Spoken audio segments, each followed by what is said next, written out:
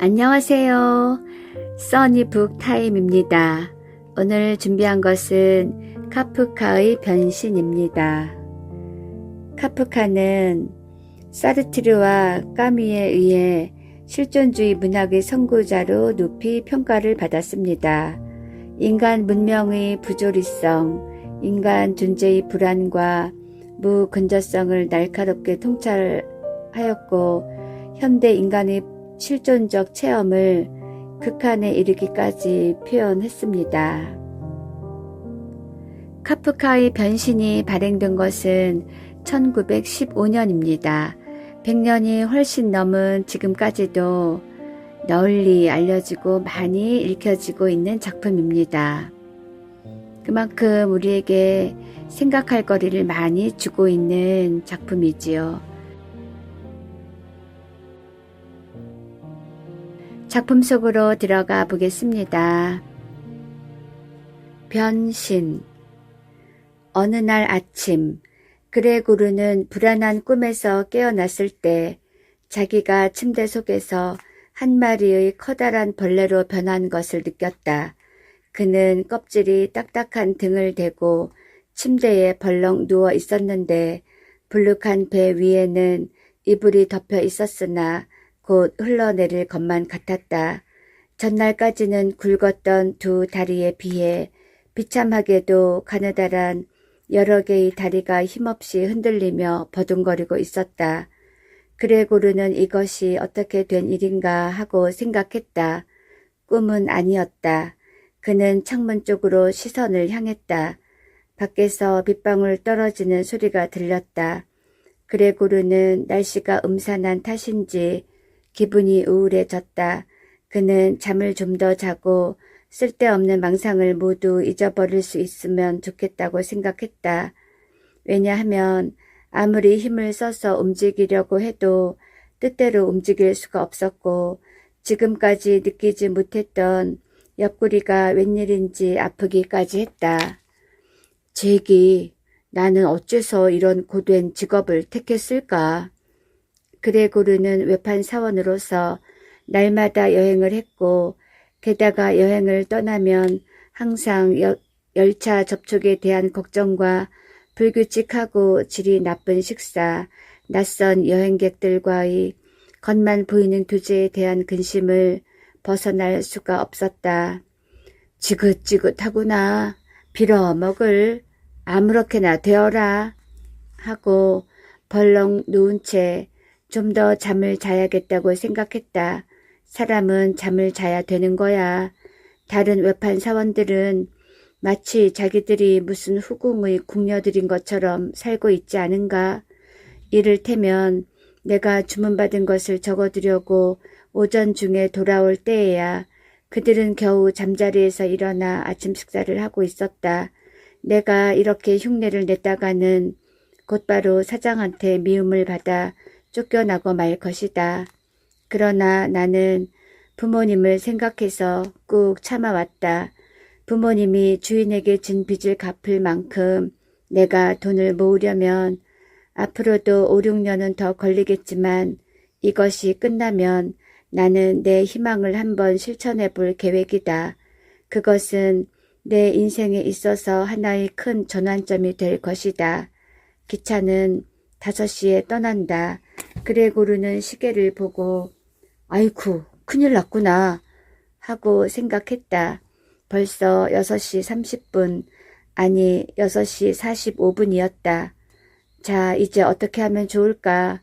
다음 열차는 7시에 떠난다. 앞으로 남은 시간은 15분.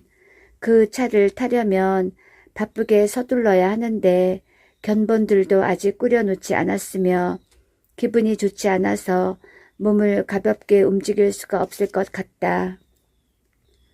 또 열차를 탈 수 있다고 해도 사장의 꾸지람을 벗어날 수가 없다. 왜냐하면 사환이 5시 차를 기다리고 있다가 내가 내리지 않은 사실을 알고 사장에게 보고해 버렸을 테니까. 6시 45분. 그레고르가 아직 침대에 늘어져서 떠나려는 결심도 못하고 모든 일을 심각하게 생각하고 있을 때 침대 머리맡의 문을 조심스럽게 두드리는 소리가 들렸다. 그레고르야, 오늘은 출근하지 않니? 어머니 목소리를 듣고 대답하는 자기 목소리를 들은 그레고르는 깜짝 놀랐다. 이제까지의 자기 목소리와는 달리 어떤 신음소리 같다는 것을 깨달았기 때문이다. 그런데 이번에는 아버지가 옆문을 두드렸다. 그레고르야, 도대체 무슨 일이냐? 또 다른 문 쪽에서는 누이 동생이 애타게 물었다. 오빠, 어디 아파요? 그레고르는 양쪽 문을 향해서 될 수 있는 대로 자기의 이상한 목소리를 억제하려고 애쓰며 띄엄띄엄 말했다. 예, 곧 나갈 겁니다. 그레고르는 사실 침대 속에서 꾸물거려 보았자 쓸데없다는 것을 알고 일어나려고 했다. 그런데 팔이 모두 없어진 지금 그의 가느다란 다리들은 제 마음대로 부산하게 움직일 뿐 말을 잘 듣지 않았다. 그레고르는 먼저 하반신을 침대 밖으로 내밀려고 했으나 하반신을 보지도 못했고 어떻게 생겼는지 짐작할 수도 없었다. 그는 화가 불끈 치솟아 힘껏 사정없이 앞으로 몸을 내밀었다. 그런데 그의 하반신은 침대 다리에 부딪혀 심하게 고통을 느꼈을 뿐 마음대로 움직여주지 않았다. 그래서 그레고르는 하반신 대신에 상반신을 침대 밖으로 끌어내려고 했다. 하지만 무슨 큰 벌레 같은 그의 몸은 크고 무거웠기 때문에 몸뚱이를 움직이지 않으면 머리가 돌지 않았다. 그레고르는 상반신을 침대 밖으로 내밀어 보려고 했으나 힘들었기 때문에 이런 식으로 더 이상 계속했다가는 침대 밑으로 떨어져 머리를 다치게 되고 말 것이라는 불안감 때문에 잠깐 주저했다. 그러나 그레고르는 침대 속에 계속 누워 있을 수는 없었으며 침대에서 빠져나갈 희망이 없더라도 모든 희생을 각오하고 일어나려고 했다. 시계가 7시를 쳤다. 그는 몸 전체의 균형을 잡고 길을 써서 침대 밖으로 나가려고 했다. 그리하여 그레고르가 침대에서 몸을 반쯤 일으켰을 때 시계는 이미 7시 15분을 가리키고 있었는데 현관에서 초인종이 울렸다. 상점에서 누가 왔다고 생각하니 몸이 굳어지는 것 같았는데 그러는 동안에도 작은 발들은 더욱 바쁘게 움직였다. 하녀가 현관으로 나가서 문을 열었다. 그레고르는 방문객의 첫 인사만 듣고도 그가 누구라는 것을 알았는데 바로 상점의 지배인이었다. 그레고르가 오늘 아침 출근하지 않았다고 해서 어떻게 된 일인지 알아보기 위해 사환을 보내도 될 텐데 지배인이 직접 온 것이다. 그레고르는 흥분해서 굳게 결심하고 온 힘을 다해 침대에서 뛰어내렸다. 쿵 하는 소리가 났으나 사실은 큰 소리가 아니었다. 바닥에 양탄자가 깔려 있어서 떨어지는 소리가 약했고 등도 별로 아프지 않았으며 또 큰 소리가 난 것도 아니었는데 저 방에서 무엇이 떨어진 것 같습니다. 하고 지배인이 옆방에서 말했다. 그레고르는 언제인가 지배인에게도 오늘 자기에게 일어난 것과 같은 일이 일어날지도 모른다고 상상해 보았다. 사실 그런 일이 일어날지도 모른다. 그런데 그의 이러한 상상에 대한 솔직한 대답이라도 하는 듯이 옆방에서 지배인이 발에 힘을 주어 몇 발자국 걸어 다니며 에나멜 구두 소리를 냈다. 오른쪽 옆방에서는 그레고르에게 알리려고 누이 동생이 속삭였다. 오빠, 지배인이 오셨어요. 알고 있어. 그레고르는 중얼거렸으나 누이 동생이 알아들을 정도로 큰 소리는 아니었다. 이번에는 옆방에서 아버지가 말했다. 그레고르야, 지배인께서 오셨는데 네가 오늘 아침에 어째서 출근하지 않았느냐고 궁금해하신다. 방문 좀 열어라. 여보게, 잠자고 있나? 지배인이 정답게 물었다. 얘가 몸이 좀 불편한 모양이에요. 그렇지 않으면 열차를 놓칠 리가 없죠. 어머니가 지배인 앞에서 아들을 두둔했다. 곧 나가겠습니다. 그레고르는 천천히 말했다. 아버지는 그에게 지배인께서 네 방에 들어가셔도 좋으냐? 하고 문을 두드렸다. 안 됩니다. 그레고르가 거절했다. 왼쪽 방에는 숨이 막힐 듯한 침묵이 흐르고 오른쪽 옆방에서는 누이 동생이 흐느껴 울기 시작했다. 쟤는 도대체 무엇 때문에 울까? 내가 나가지도 않고 내 방에 지배인을 들여놓지도 않기 때문일까? 내가 실직하거나 상점 주인이 옛날 빚을 독촉할지도 몰라서 그러는 것일까? 그런 것은 미리 걱정할 필요가 없는 것이다. 그래도 그레고르는 아직 여기 있을 뿐만 아니라 부모를 저버릴 생각은 절대로 해본 일조차 없다. 그레고르는 잠깐 동안 양탄자 위에 누워 있었다. 이때 그가 어떤 모습으로 변해 있는지 알고 있는 사람이라면 지배인을 그 방으로 들여보내라고 권하지는 않았을 것이다. 그러나 다음에라도 어렵지 않게 변명할 수 있는 이런 작은 일로 그레고르가 상점에서 곧바로 쫓겨나는 일은 없을 것이다. 이때 지배인이 목소리를 약간 높였다. 도대체 어떻게 된 일인가? 어째서 방 안에서 나오지 않으며 또 직업상의 의무에 게으르고 자네 부모를 괴롭히고 있나? 내가 이해할 수 있도록 설명을 해주게. 그래도 나는 항상 자네를 침착하고 분별 있는 사람으로 생각해 왔는데 이런 법이 어디 있나? 나는 상점에서 사장한테 자네를 적극적으로 두둔해 놓고 왔는데 자네가 지금 이상하게 행동하는 것을 보니 이제는 자네를 두둔하고 싶은 마음이 없어졌네.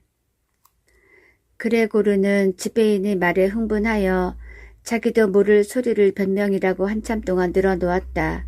그는 사실 방문을 열고 나가 지배인한테 자기 모습을 보여주며 직접 말하려고 했다. 저렇게 방 안으로 들어오고 싶어하는 사람들이 나의 변한 모습을 보면 무엇이라고 할까? 그들은 기절할 것처럼 깜짝 놀랄 것이다. 그때 더 이상의 변명은 필요 없으니 그저 잠자코 있으면 된다.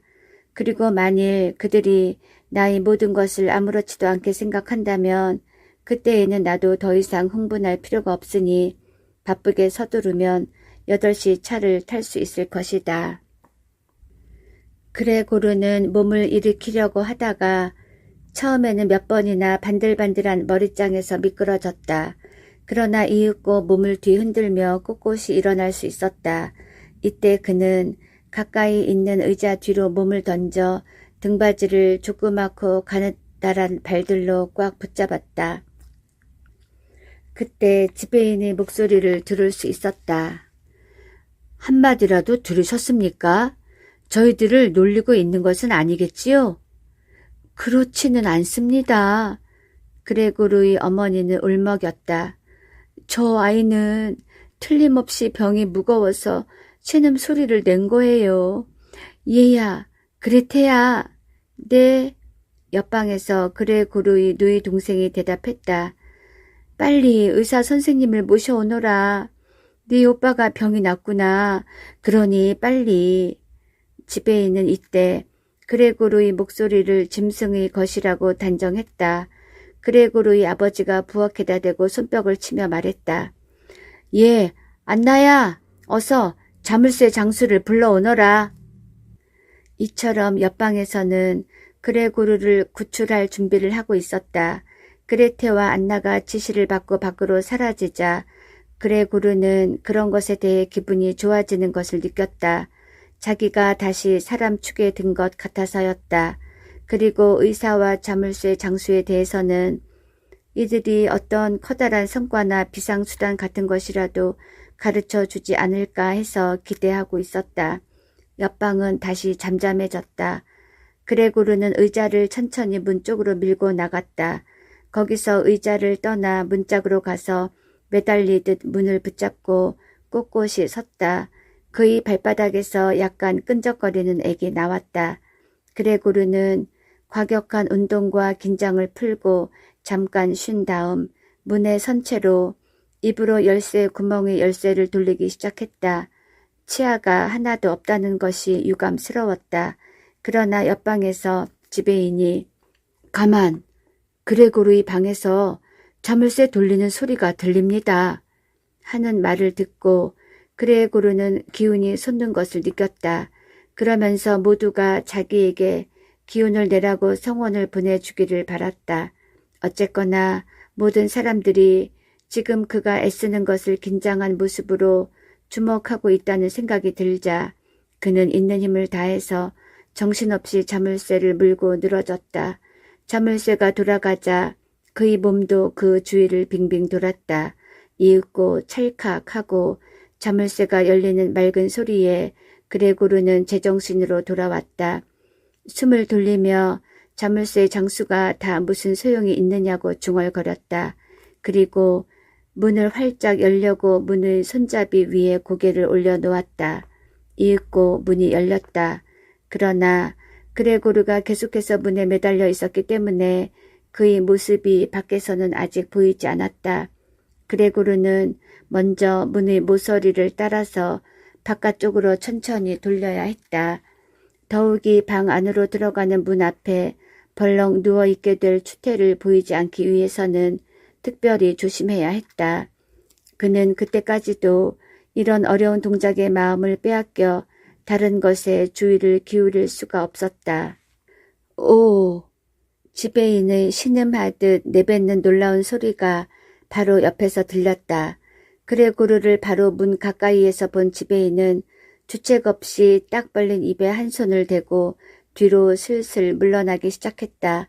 그레고르의 어머니는 두 손을 마주잡고 처음에는 아들 쪽으로 두어 걸음을 걸어가다 갑자기 쓰러지고 말았다.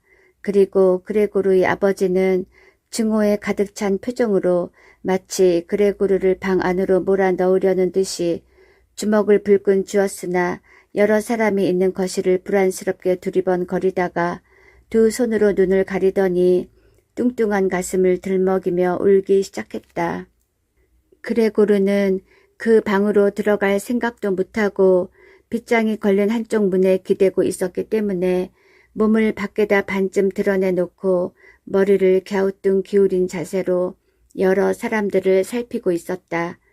밖에서는 비가 내리고 있었으며 거실의 식탁 위에는 아침을 먹은 접시들이 잔뜩 놓여 있었다. 그레고르 아버지에게는 아침 식사가 하루 중에서 가장 중요했던 것이다. 그런데 그레고르가 입을 열었다. 그는 자기만 냉정한 태도를 유지하고 있다는 사실을 알고 있었다. 곧 옷을 입고 견본을 가지고 출발하겠습니다. 지금 출발해도 괜찮겠습니까? 지금 당장은 일할 능력이 없습니다만 이제까지 제가 잘한 것을 생각해 주신다면 앞으로 더욱 부지런히 일하겠습니다. 부디 상점에서는 저를 두둔해 주십시오. 그러나 지배인은 그레고르의 말을 듣자마자 몸을 옆으로 돌려버리더니 가끔 그를 어깨 너머로 쳐다보다가 그에게서 시선을 떼지 않은 채 문 쪽을 향해 뒷걸음질 쳤다. 그러고는 현관 입구에 있는 방으로 들어가 버렸다. 그레고르는 이런 일 때문에 상점에 있어서의 자기 지위가 몹시 위험하게 되는 것을 벗어나려면 지배인에게 이와 같은 기분을 간직한 채 떠나게 해서는 절대로 안 된다는 것을 깨달았다. 그레고르의 부모는 오래전부터 그레고르가 그 상점에서 착실히 일만 하면 자기네 생활에 부족함이 없다고 생각하고 있었으며 그레고르가 판매 여행에서 얼마나 피로를 느끼는지 잘 모르고 있었다. 게다가 지금은 눈앞의 놀라운 일 때문에 앞으로의 일까지는 생각하지 못하고 있었다. 그러나 그레고르는 바로 그 앞으로의 일을 걱정하여 지배인을 붙들어 놓고 마음을 차분히 가라앉혀 설득시킨 다음 그의 환심을 사지 않으면 안 되었다.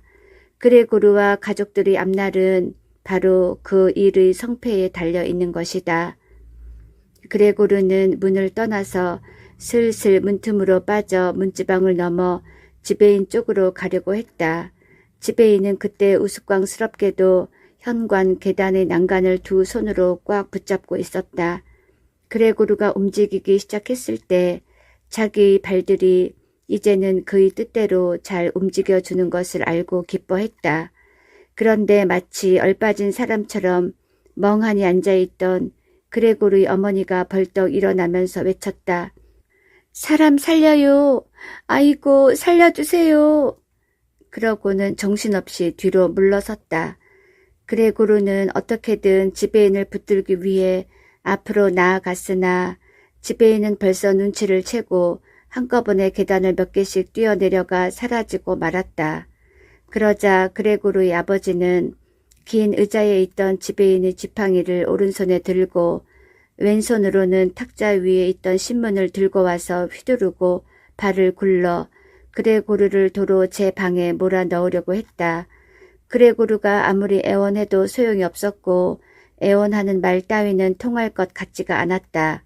그러나 그레고르는 그때까지 뒷걸음질 치는 방법을 몰랐기 때문에 동작이 매우 느렸다. 만일 재빠르게 돌아설 수 있었더라면 곧 자기 방으로 들어갔을 것이다. 그러나 몸을 돌리느라고 시간이 걸려서 아버지의 지팡이에 몹시 얻어맞지 않을까 하고 걱정했다.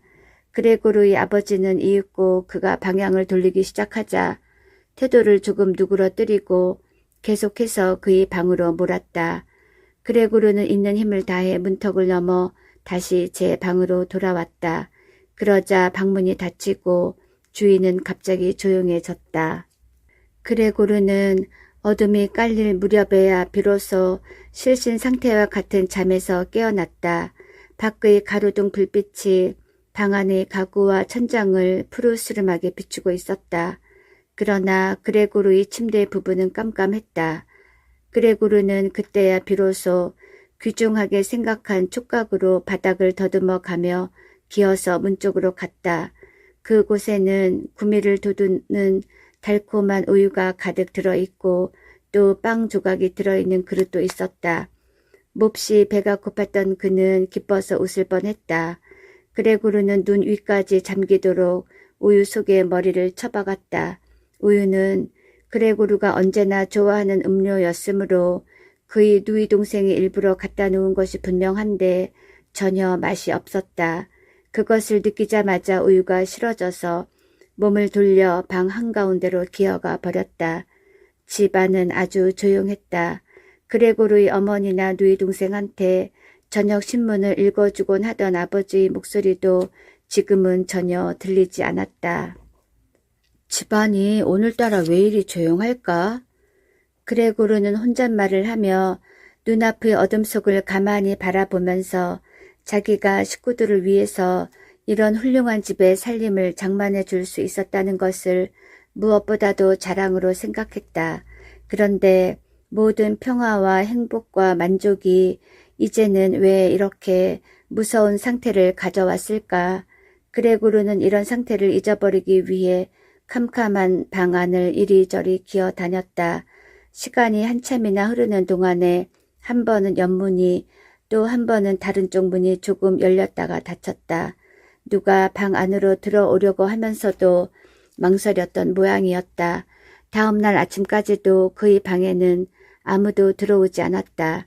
그래서 그레고르는 이제부터 자기의 생활을 어떻게 꾸려나갈까 하고 혼자서 조용히 생각해 볼 수 있었다.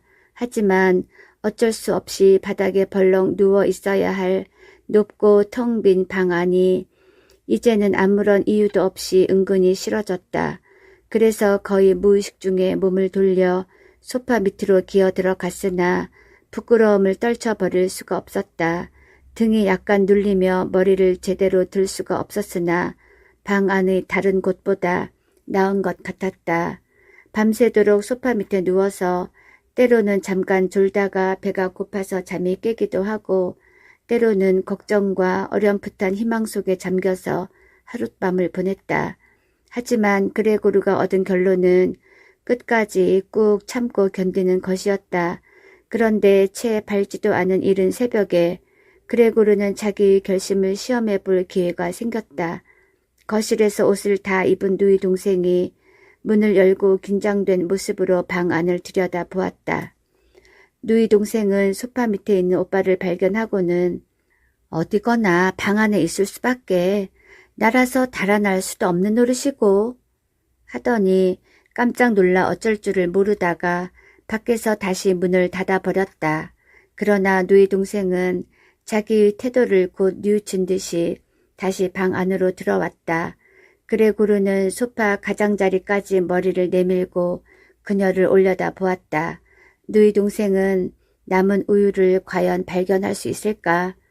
그것도 사실은 배가 불러 남겨놓은 것은 아닌데 더 맛있는 다른 음식을 방으로 갖다 주면 얼마나 좋을까 하고 생각했다. 누이 동생은 우유가 주위에 조금 쏟아져 있을 뿐 아직 그릇 안에 남아있는 것을 보았을 때 무척 놀란 것 같았다. 그러나 누이 동생은 곧 그릇을 들고 나가버렸다. 그러더니 그녀는 자기 오빠가 무엇을 좋아하는지 알아보기 위해 이번에는 여러 가지 음식을 가져왔다. 그녀가 신문 위에 꺼내놓은 것은 식구들이 먹다 남은 뼈다귀와 건포도, 아몬드 몇 알, 치즈, 아무것도 바르지 않은 빵, 버터를 바른 빵, 버터를 조금 바르고 소금을 뿌린 빵, 그 밖에 그레고르 전용으로 정해진 듯한 사발의 물 등이었다.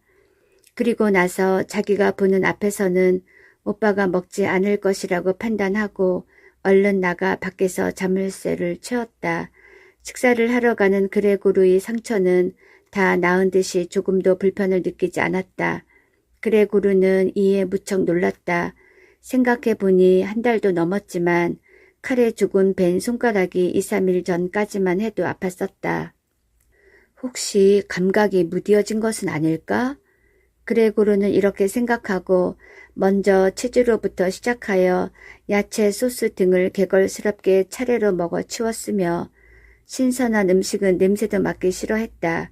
이윽고 그레고르가 음식을 다 먹어 치우고 신문지 옆에 누워 있을 때 누이 동생 그레테가 천천히 자물쇠를 돌리는 소리가 들렸다.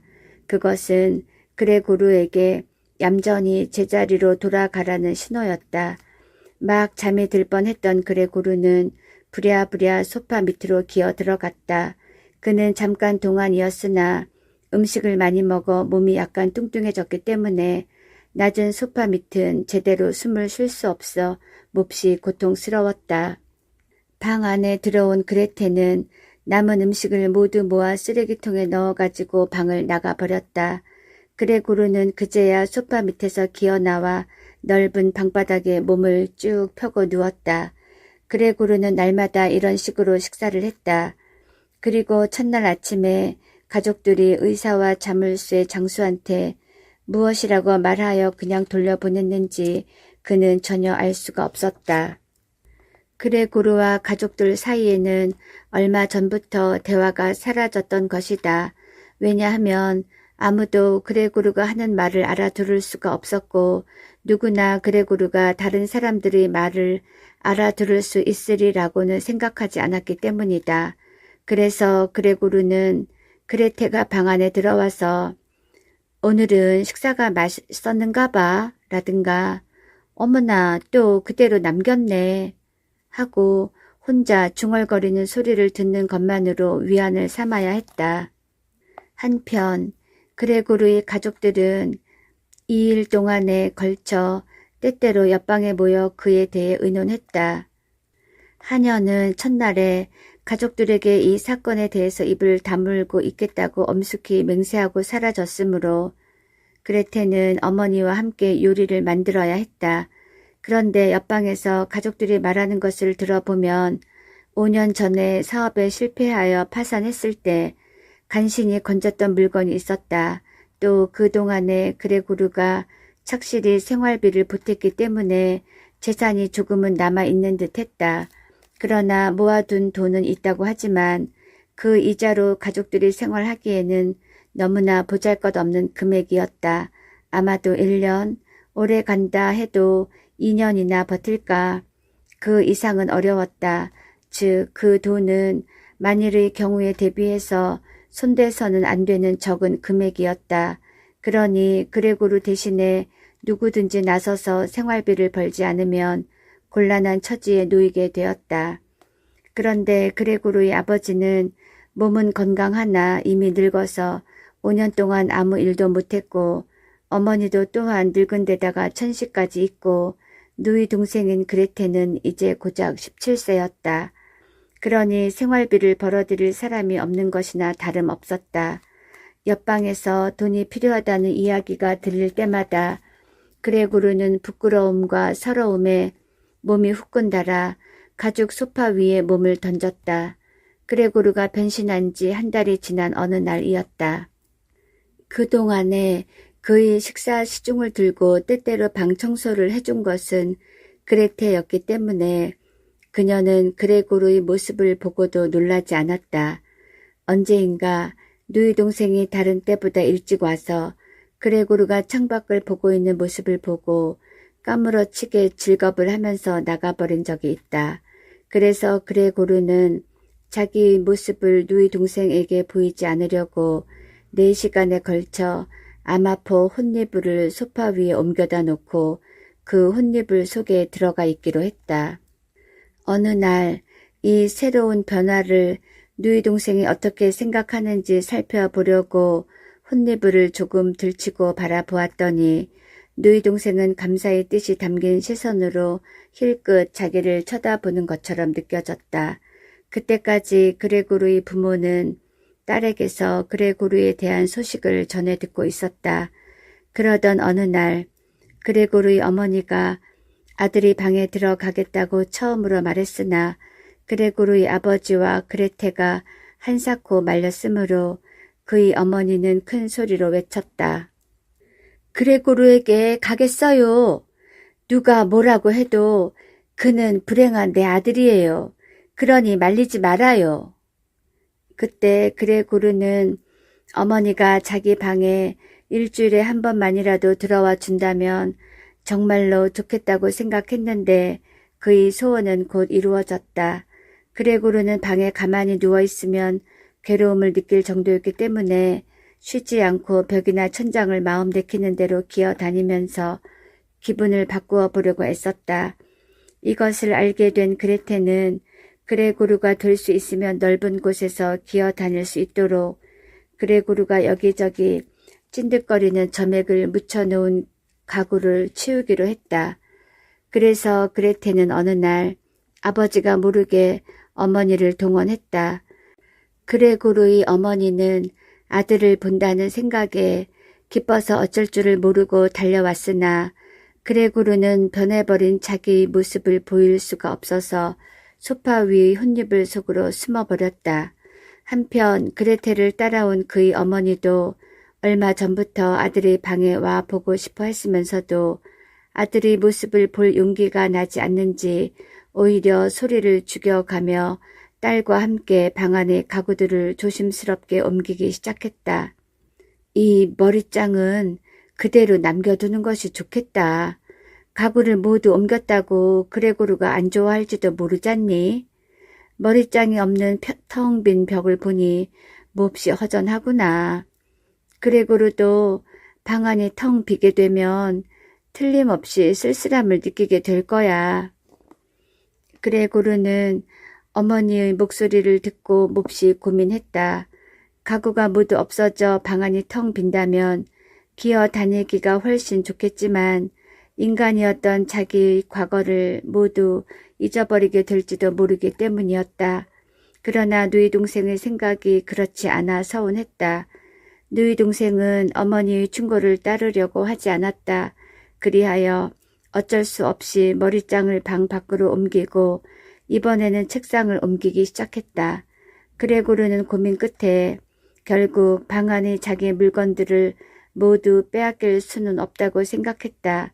그래서 두 사람이 책상을 끌고 나간 틈에 그레고르는 재빨리 소파 밖으로 기어 나와서 어디로 갈까 망설이면서 방향을 4번 바꾸며 기어 다녔다. 그때 텅 빈 방의 벽에 그림 하나가 걸려 있는 것이 눈에 띄었는데 온통 털 가죽으로 몸을 감싼 뚱뚱한 여자의 모습이었다. 재빨리 기어 올라가서 액자의 유리 위에 몸을 찰싹 붙였다. 후끈거리던 배가 시원해서 기분이 좋았다. 다른 것은 다 빼앗겨도 그림만은 빼앗기지 않을 생각에서였다. 두 사람은 오래지 않아 다시 돌아왔다. 자, 이번에는 무엇을 끌어낼까요?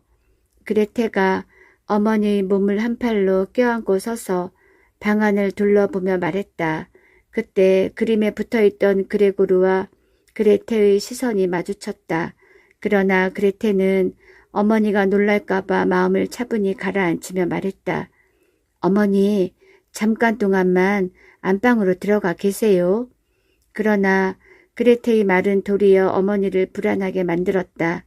그레고르의 어머니는 방안을 둘러보다가 꽃무늬 벽지 위에 크고 누런 반점을 보고 그것이 그레고르인 줄 알고 어머나, 아이고 머니 하고 날카로운 비명을 울리며 소파 위에 쓰러지더니 그만 움직이지 못했다. 어머나, 오빠! 그레테는 오빠를 날카로운 시선으로 쏘아보면서 악을 쓰고는 약을 찾으러 옆방으로 뛰어갔다. 이것을 본 그레고르는 전처럼 누이 동생에게 어떤 충고라도 해줄 수 있을 것 같아 그녀를 따라가기는 했으나 충고는커녕 그레테 뒤에 멍하니 서 있을 수밖에 없었다. 그런데 그레테가 아무 생각 없이 뒤를 돌아보고 또 한 번 깜짝 놀라 들고 있던 약병을 떨어뜨리는 바람에 약병이 산산이 깨어지고 말았으며 깨어진 유리조각 하나가 그레고르의 얼굴에 상처를 입혔다. 그러나 그레테는 아무것도 모른 채 곧 다른 약병을 찾아서 어머니에게로 달려갔다. 이렇게 되자 그레고르는 다시 자기 방으로 들어갈 엄두를 못 내고 객실의 가구 위를 기어 다녀 보았다. 그러다가 걱정과 가책으로 어지러움을 느꼈을 때 큰 책상 위에 떨어져 잠깐 동안 누워 있었다. 그때 초인종이 울리고 문이 열리며 그레고르의 아버지가 들어왔다. 오빠가 기어 나오는 바람에 어머니가 기절하셨어요. 그러나 이제는 괜찮아요. 네, 그럴 줄 알았다. 내가 항상 말하지 않더냐. 그런데도 엄마와 너는 들을 생각을 안 터니 이 꼴을 당했구나. 그레고르는 자기가 난폭한 짓을 했다고 아버지가 오해하고 있다는 사실을 알게 되었다. 그는 자기 방으로 가야 된다고 생각하고 먼저 자기 방의 문에 몸을 바싹 붙였다. 그런데 이미 거실에 들어온 아버지가 아! 하고 외쳤다. 그레고르는 그 소리에 아버지를 쳐다보았다. 그럴 수밖에 없는 것이 아버지는 금단추가 달린 푸른 제복을 입고 제모에는 노란 금실로 큰 글자가 수놓아진 것으로 보아 어느 때부터인가 생활비를 벌기 위해 은행의 수위나 사환으로 들어간 것이 분명했다. 제모를 내던진 그레고르의 아버지는 못마땅하다는 듯이 얼굴을 찌푸리고 그에게로 다가왔다. 아버지가 여느 때와는 달리 발을 번쩍 들고 걸어왔을 때 그레고르는 넓은 장화의 밑바닥을 보고 깜짝 놀랐다. 그래서 그레고르는 아버지가 다가오면 달아났으며 아버지가 걸음을 멈추면 자기도 멈추곤 하였다. 이렇게 그들은 별로 소동을 일으키지 않은 채 방안을 빙빙 돌아다녔다. 그런데 얼마 안 되어 그레고르의 아버지가 갑자기 사과를 던졌는데 그만 그레고르의 등에 박혔다. 그레고르는 고통을 덜어보려는 듯이 앞으로 몸을 움직였다. 그리고 그는 자기 방의 문이 화다닥 열리면서 어머니가 뛰어나오는 것을 마지막으로 보았다. 그레고르의 등에 박힌 사과는 자기가 빼내지도 못했고 다른 누가 빼내주지도 않았다. 그것은 한 달 이상이나 그레고르를 괴롭히고 그의 모습을 훨씬 더 비참하고 징그럽게 만들어 놓았다. 그러나 그레고르가 아무리 징그러운 모습을 하고 있더라도 어디까지나 가족의 한 사람이 분명하고 그를 원수처럼 대할 수는 없을 뿐만 아니라 그에게 불쾌한 감정이 있더라도 꾹 참는 것이 가족으로서 당연한 의무라고 아버지까지도 뼈저리게 느끼는 것 같았다. 그레고르가 부상으로 인해 활동력을 영원히 잃어버리고 자기 방을 가기까지 시간이 오래 걸리기는 했으나 자기 생각으로는 다음과 같은 방법으로 충분히 만족할 만한 보상을 받은 셈이다. 그것은 날마다 저녁에 거실로 통하는 문이 잠깐씩 열리고 가족들의 이야기를 좀 더 잘 들을 수 있는 것이 어느 정도 묵인된 것이었다. 아버지는 저녁 식사를 끝내면 곧 안락의자에 앉아 잠이 들었고 어머니와 그레테는 서로 조용히 하라고 했으며 어머니는 어느 양장점의 일을 밤이 늦도록까지 하는가 하면 그레테는 여 점원보다 더 좋은 취직 자리를 얻기 위해 속기술과 프랑스어를 공부하고 있었다. 이렇게 모두 시달리고 지친 가족들 중에서 그레고르를 누가 돌보아 줄 수 있겠는가. 더욱이 살림은 날이 갈수록 어려워져서 하녀를 둘 수 없기 때문에 늙은 할머니 한 분이 아침 저녁으로 잠깐씩 와서 힘드는 일을 도와주고 가는 것 같았다. 그레고르의 아버지는 하급 은행원에게까지 아침 식사를 날라다 주고 그의 어머니는 모르는 사람들의 옷을 바느질 하느라고 고생하고 누이 동생은 손님들의 요구를 들어주느라고 카운터 뒤에서 종일 왔다 갔다 해야만 되었다. 그레고르의 가족들은 그 이상 일할 기운은 없었다. 그레고르는 밤낮으로 잠을 자지 못하고 지냈다. 그는 때때로 문이 열리면 가족들의 여러 가지 일을 전처럼 도맡아서 해보려고 생각했다. 그런가 하면 그레고르는 가족들에 대해서 걱정이나 근심할 마음이 전혀 내키지 않을 때도 있고 그럴 때에는 자기를 학대하는 데에 그저 화가 날 뿐이었다. 더욱이 요즘에는 자기 방에 음식도 잘 들어오지 않았고 방을 청소하는 일도 드물었다. 그레고르는 아무래도 가족이 너무 냉정하다는 생각이 들었다.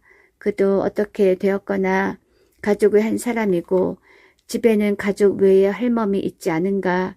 그 할멈은 한평생 아무리 어려운 일이나 곤란한 경우도 그녀의 강한 체력으로 능히 감당할 수 있으리라고 생각했었고 처음부터 그레고르의 징그러운 모습을 보기 싫어하는 기색은 전혀 없었다. 할멈은 우연히 그레고르의 방문을 열었던 적이 있었다. 그때 그레고르는 무척 당황하여 사방으로 기어 다녔는데 할멈은 놀란 기색으로 그를 바라보며 그 자리에 우두커니 서 있었다. 그때부터 할멈은 아침 저녁을 가리지 않고 살며시 들어와서 그레고르를 들여다보았다. 처음 얼마 동안은 할멈이 그레고르에게 친절을 베푸는 듯한 말투로 이리 온 늙은 쇳덩구리야 라고 하거나 저 늙은 쇳덩구리 좀 봐 하고 그레고르를 자기 옆으로 오게 하려고 애썼다. 그레고르는 그럴 때마다 제자리에서 꼼짝도 않고 가만히 있었는데 한 번은 비오는 날에 할멈이 제멋대로 그를 괴롭히는 바람에 그만 우라통이 터져 할멈에게 덤빌 것처럼 몸을 움직였다. 그러자 이 괴상한 할멈은 놀라기는커녕 오히려 문 옆에 놓인 의자를 번쩍 들었기 때문에 그레고르로서는 그것을 당해낼 자신이 없었다. 자, 덤빌 수가 없지? 할멈은 그레고르가 슬그머니 몸을 돌리는 것을 보고는 의자를 내려놓았다. 한편 그레고르의 부모는 아무리 노력해도 생활비가 부족한지 요즘에는 방 하나를 하숙을 구하는 세 사람에게 빌려주었다. 그레고르가 어느 날 문틈으로 확인한 세 사람의 하숙인은 모두 털보였다. 하숙인들은 저녁 식사 때에 때때로 거실을 이용했기 때문에 이제는 그 방문이 전처럼 열리지 않았다. 그런데 어느 때 할멈이 거실의 문을 조금 열어놓은 채 내버려 둔 적이 있었다. 거실의 문은 저녁 때 하숙인들이 거실에 들어와서 불을 켤 때까지 열린 채로 있었다. 바로 이날 저녁에 부엌 쪽에서 바이올린 소리가 이쪽으로 들려왔다. 그레고르가 변신한 후 처음으로 들어본 소리였다. 하숙인들은 저녁 식사를 끝내고 한가운데 앉은 우두머리인 듯한 남자가 신문을 꺼내어 두 사람에게 한 장씩 나누어 주었다. 바이올린 소리가 들려왔을 때 그들은 그 소리에 끌린 듯 일어나 부엌 앞의 문 쪽으로 살금살금 걸어갔다. 이때 그레고르의 아버지가 나타나더니 바이올린 소리가 싫으신가요? 그러면 곧 그만두도록 하죠. 하고 물었다. 그러자 하숙인 하나가 아니요, 천만에요. 아가씨께서 거실에 오셔서 연주해 주시면 더욱 좋겠습니다. 하고 말하자 그레고르의 아버지도 네, 그게 좋겠습니다. 하고는 침착하게 연주할 자세를 갖춘 그레테를 데려왔다. 그레테가 바이올린 연주를 시작하자 그레고르는 바이올린 소리에 이끌려 자기도 모르게 거실 쪽으로 머리를 내밀고 있었다. 그러나 거실에서는 모두들 바이올린 소리에 정신이 팔려 있어서 아무도 그레고르를 발견하지 못했다. 하숙인들은 처음에는 두 손을 바지 주머니에 넣고 그레테의 바로 뒤에 앉아서 듣고 있었으나 곧 바이올린 연주에 실증을 내더니 한눈을 팔기 시작했다. 그레고르는 그레테 옆으로 기어가서 그녀의 치맛자락을 끌어당겨 바이올린을 가지고 자기 방으로 왔으면 하는 뜻을 알리려고 했다. 자기만큼 그레테의 바이올린 연주를 칭찬해주는 사람이 없었기 때문이었다. 바로 그때였다. 잠자씨! 하숙인이 아버지를 부르더니 그들 쪽으로 기어간 그레고르를 손가락으로 가리켰다. 바이올린 소리가 뚝 그치고 하숙인들은 갑자기 화를 냈다.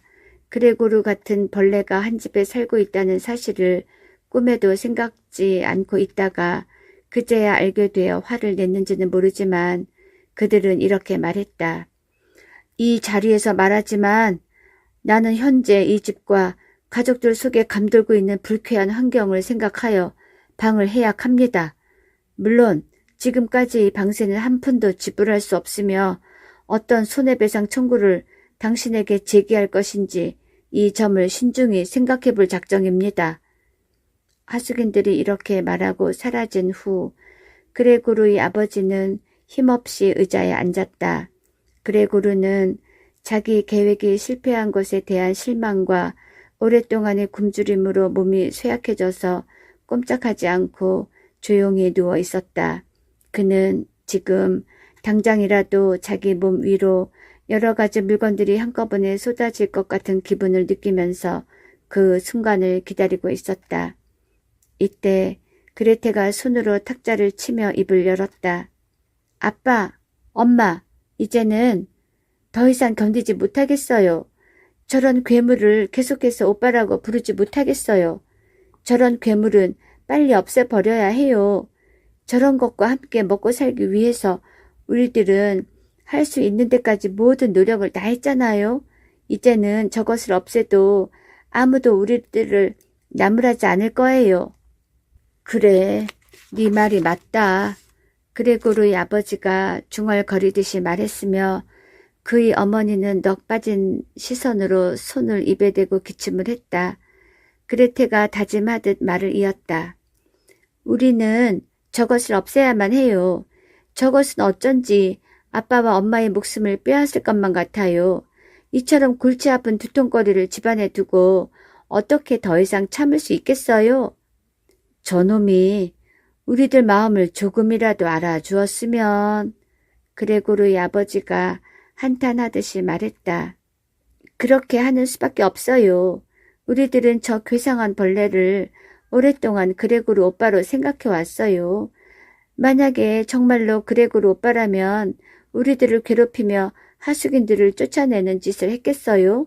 저것은 내 오빠가 아니에요. 나중에는 우리들까지 이 집에서 쫓아내고 말 거예요. 저것 좀 보세요, 아버지.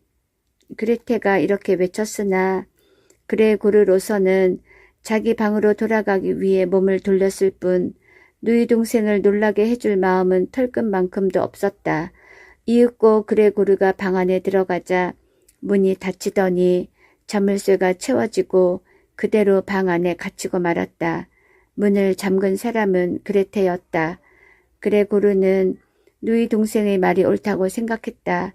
그는 움직이기 힘들 정도로 기운이 약해진 것을 느끼며 교회의 탑 시계가 3시를 칠 때까지 고요한 명상에 잠겨 있었다.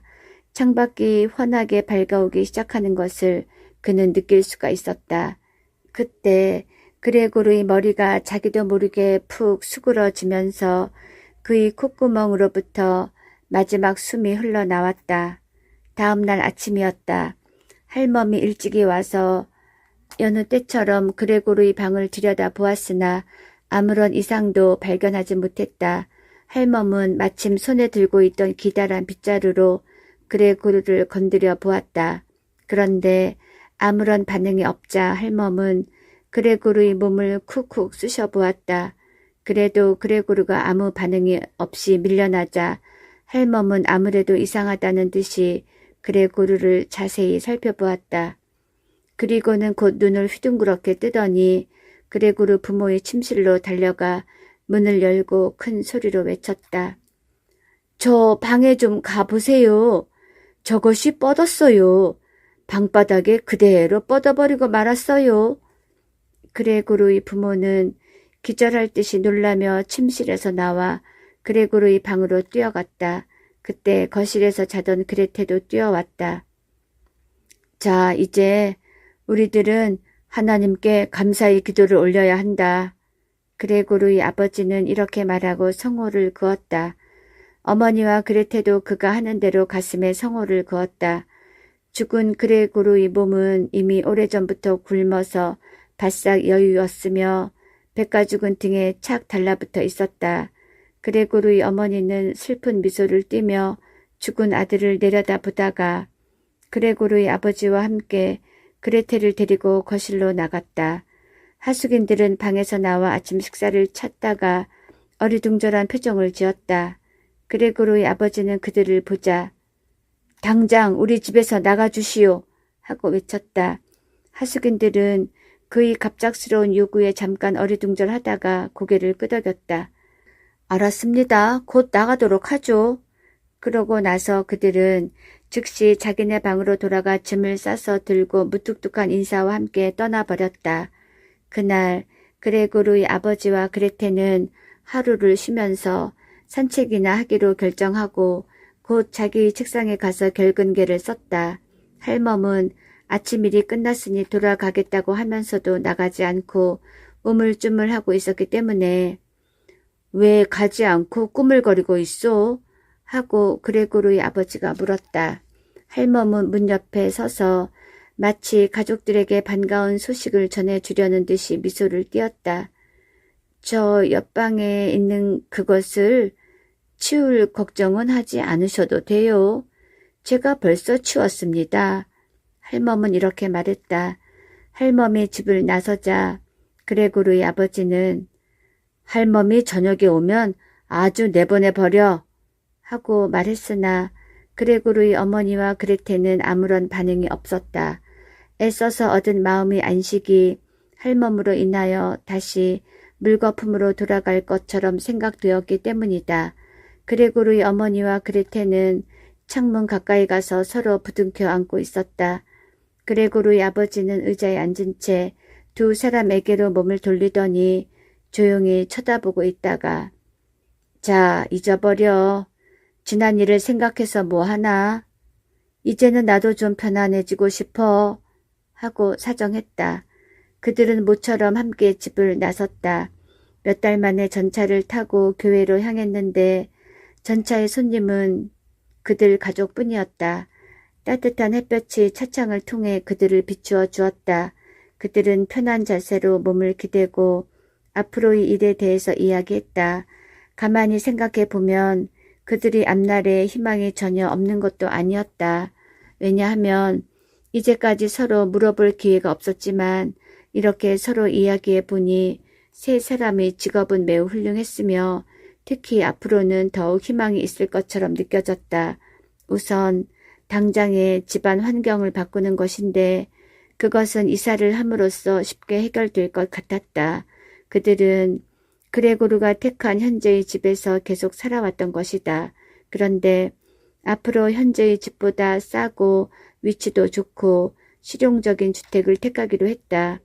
그들이 이렇게 이야기하고 있는 동안 그레고르의 부모는 딸이 점점 활기를 띠는 모습을 바라보다가 거의 동시에 같은 것을 눈치챘다. 즉 그레테는 요즘 얼굴빛이 창백해지도록 모든 고생을 했지만 이제는 제법 예쁘게 피어나는 모습이 되어가는 것을 동시에 눈치챘던 것이다. 그레고르의 부모는 말도 하지 않고 그레테에게 이제는 슬슬 좋은 신랑감을 얻어주어야 할 때가 왔다고 생각했다. 전차가 마침내 목적지에 이르렀을 때 딸이 제일 먼저 일어나 젊고 싱싱한 육체를 뽐냈다. 딸의 모습이 그레고르의 어머니에게는 그들의 새로운 꿈과 아름다운 계획을 일러주는 것처럼 보였다.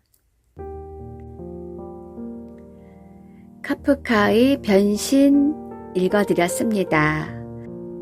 어느 날 아침 갑자기 눈을 떴는데 내가 커다란 벌레로 변해 있다면 어떤 일이 벌어질까요? 그리고 우리 가족 중에 누군가가 이상한 벌레로 변한 모습을 하고 있다면 우리는 어떻게 해야 될까요? 그런 일은 없겠지만 여러 가지를 생각하게 해주는 그런 소설이었습니다. 오늘도 들어주셔서 감사합니다. 편안한 밤 되세요.